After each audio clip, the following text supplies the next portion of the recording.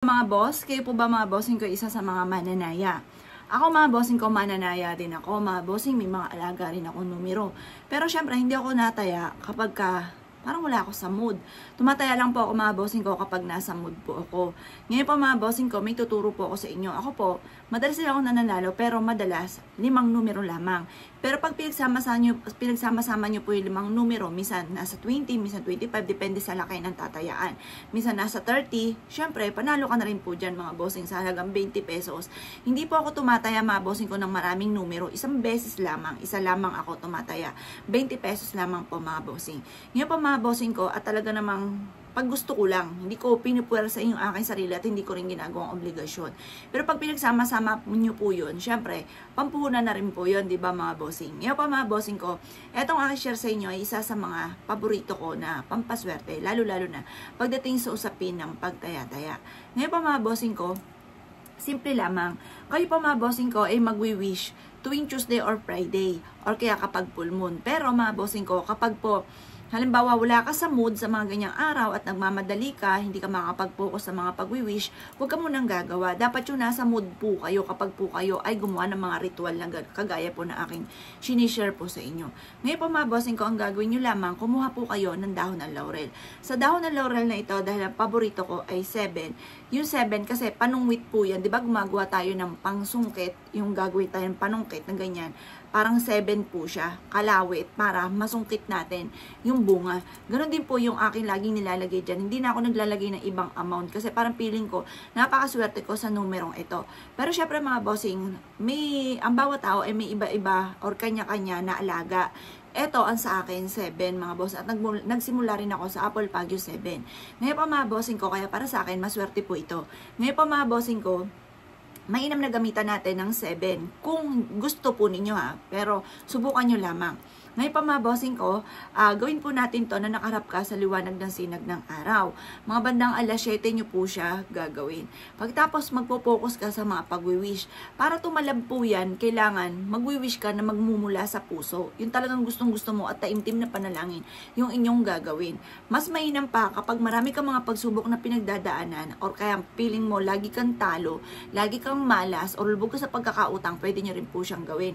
Ngayon pa mga bossing ko, ang gagawin nyo lamang, bago nyo po ito gawin, humarap ka muna sa gawing silangan at pagtapos magtapon ng kamalasan. Halimbawa, tinatapon ko na lahat ang kamalasan ko at huwag ka na muling babalik pa. Tinatapon ko na lahat ang mga pagsubok ko pinagdadaanan at huwag ka na muling babalik pa. Parang itinatapon nyo po siya, parang may kinakausap ka na itinatapon nyo po siya mga boss. Sa silangan nyo po siya gagawin. Dahil ang silangan mga bossing ko, liwanag ng sinag ng araw, ay makakatulong upang sa ganoon, masigit ka na maka-attract ng swerte. Yan nga po mga bossing, pinatato ko na yung araw. Dahil dyan ako nagsimula mga bossing ko at love na love ko po yan. Yung araw at saka number 7 mga bossing. Tapos ito naman syempre pang-attract natin ng pera. Ngayon pa mga bossing ko, dahil ako nga po dyan nagsimula, kaya pinatato ko na siya sa katawan ko mga bossing. Ngayon pa mga bossing, ang gagawin nyo lamang, pero hindi ko nire-recommenda magpatato din kayo. Pero kayo, nasa inyo. Kasi may mga bossing din ako na ginagaya rin yung mga tattoo nito, mga bossing, papatato din sila. Basta kung gusto lang po ninyo, syempre walang basagan ng trip. Kung gusto nyo po yan, lumarga po kayo mga boss. Ngayon pa mga bossing ko, isulat nyo po 7 million. Tapos, isulat nyo po dito kung ano yung number na inaalagaan ninyo.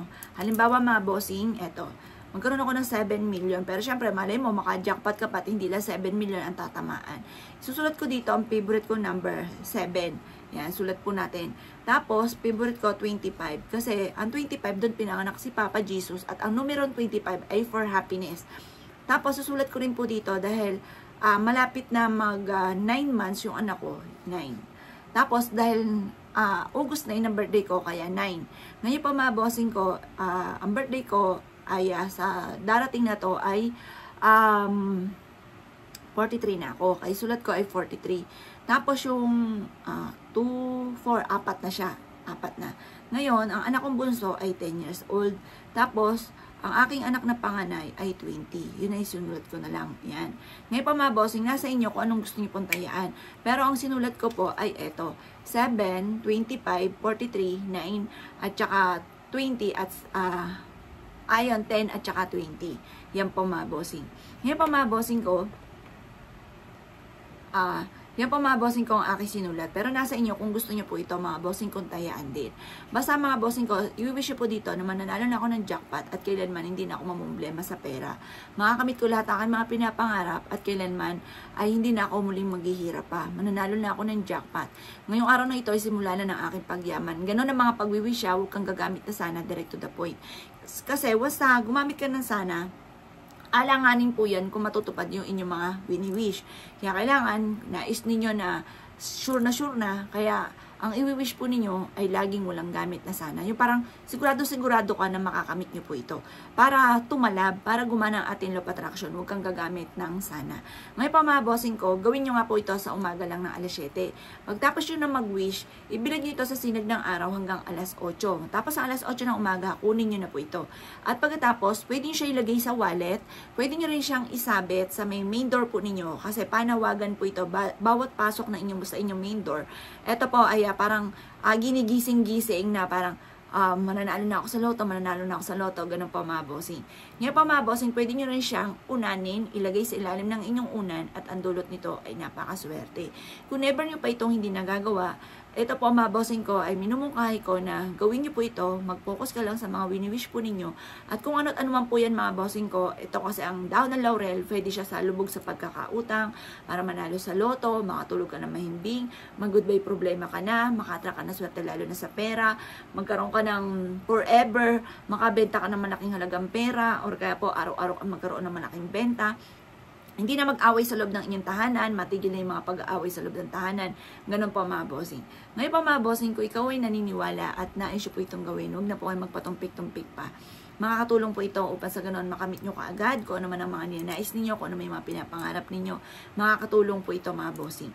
Ngayon po mga bossing, basta focus ka lang, maniwala ka na makakamit nyo ang inyong mga pinapangarap. Ano man po yan. Makakamit nyo po yan mga bossing. Basta ikaw po ay may 100% ang paniniwala sa mga ganyang pamamaraan. Kasi ako mga bossing dito ako nagsimula. Kaya i-share ko sa inyo base sa akin mga karanasan. Kung kayo naniniwala at nais po itong gawin, lumarga na po kayo. Dahil ito po mga bossing ko ay isa sa mga paborito ko rin ng mga pampaswerte. Dahil dito ako nagsimula sa dahon ng laurel. Tapos inaraw-araw ko na siya kasi parang wala na akong ibang mapagkapitan eh. Tapos yung mga taon, madalas iniiwasan na ako kasi ang dami kong utang, marami na rin ang utang sa kanila. Tapos nauwi rin sa vertigo yung problema ko dati. Yun po mga bossing. Pero nalampasan ko po yun dahil sa pamamagitan ng ganito mga pamamaraan. Kasi wala na ako, no choice na ako, wala na po ko ibang malapitan. Kung ikaw ay ganun din ang nagaganap sa inyo, focus ka lang, maniwala ka. At syempre huwag kang makakalimot magdasal, araw-arawin yung magdasal, at yan po ay makakatulong upang sa ganun. Kung naman yung ninanais po ninyo, makakamtan niyo po yan. Masama sabi ko lamang mga bossing, huwag kang bibitiw sa hamon ng buhay. Kaya natin yan, malalampasan natin yan. Makakamit po natin ang ating mga pinapangarap. At subukan niyo po ito at huwag kang makakalimot magdasal tuwing umaga. Yun lang po mga bossing. Salamat po.